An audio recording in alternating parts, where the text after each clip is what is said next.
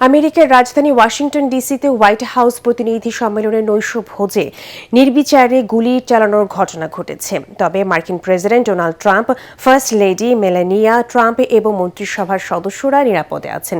স্থানীয় সময় শনিবার রাতে অনুষ্ঠান চলাকালে ওয়াশিংটন হিলটন হোটেলে হঠাৎ করেই প্রচণ্ড গুলির শব্দ পাওয়া যায়। সিক্রেট সার্ভিস এজেন্টরা দ্রুত ট্রাম্পকে সেখান থেকে সরিয়ে নেন, তবে নিরাপত্তা বাহিনীর এক সদস্য গুলিবিদ্ধ হয়েছে। পরে সংবাদ সম্মেলনে ট্রাম্প বলেন, সন্দেহভাজন হামলাকারীকে আটক করা হয়েছে, তাকে মানসিক বিকারগ্রস্ত বলে আখ্যায়িত করেছেন তিনি। আরও জানাচ্ছেন আবিদ মোহাম্মদ। প্রতি বছরই আমেরিকান প্রেসিডেন্টরা যেসব সাংবাদিক হোয়াইট হাউসের সংবাদ সংগ্রহ করেন, অর্থাৎ হোয়াইট হাউস প্রতিনিধিদের সম্মানে নৈশভোজের আয়োজন করে থাকেন, চলতি বছরও এর ব্যতিক্রম হয়নি।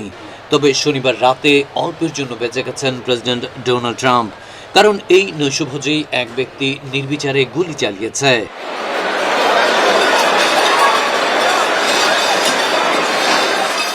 ট্রাম্প তখন ডায়াসে সাংবাদিক নেতৃবৃন্দের সঙ্গে কথা বলছিলেন।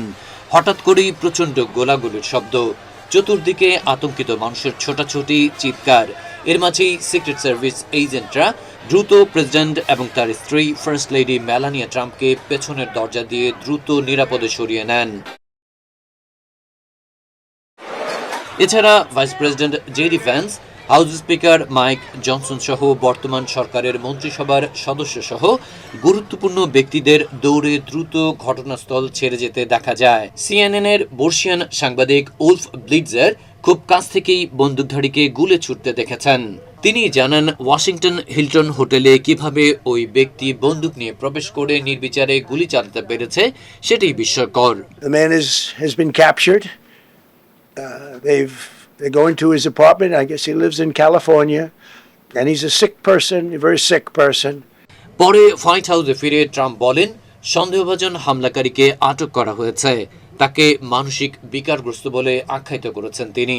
তবে নিরাপত্তা বাহিনীর এক সদস্য গুলিবিদ্ধ হয়েছে বলে খবর পাওয়া যাচ্ছে। হামলাকারীকে চিহ্নিত করা গেছে, তাকে ক্যালিফোর্নিয়ার বাসিন্দা বলে উল্লেখ করেছেন president. I fought like hell this day. Probably a lone shooter, but we'll find out. We'll find out very quickly. সন্দেহভাজনের নাম কোল টমাস অ্যালেন। 31 বছর বয়সী এই হামলাকারী লস অ্যাঞ্জেলেসে পার্ট টাইম শিক্ষক হিসেবে কাজ করে আসছিল। এছাড়া ভিডিও গেম ডেভেলপার হিসেবেও তার পরিচিতি আছে। ইউএস অ্যাটর্নি জেনিন পিরো জানিয়েছেন, টমাসের বিরুদ্ধে দুটি অভিযোগ আনা হচ্ছে। ওয়াশিংটন ডিসির মেয়র মিউরিয়েল বাউজার বলেছেন, এই মুহূর্তে ঘটনায় আর কেউ সম্পৃক্ত ছিল না বলেই মনে করছেন তারা। এদিকে এফবিআই ডিরেক্টর ক্যাশ প্যাটেল জানিয়েছেন, অত্যাধুনিক আগ্নেয়াস্ত্র ব্যবহার করেছে হামলাকারী।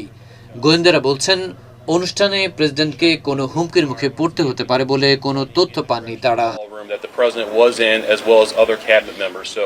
তবে এর আগেও ট্রাম্পকে কয়েক দফা হত্যার চেষ্টা করা হয়েছে।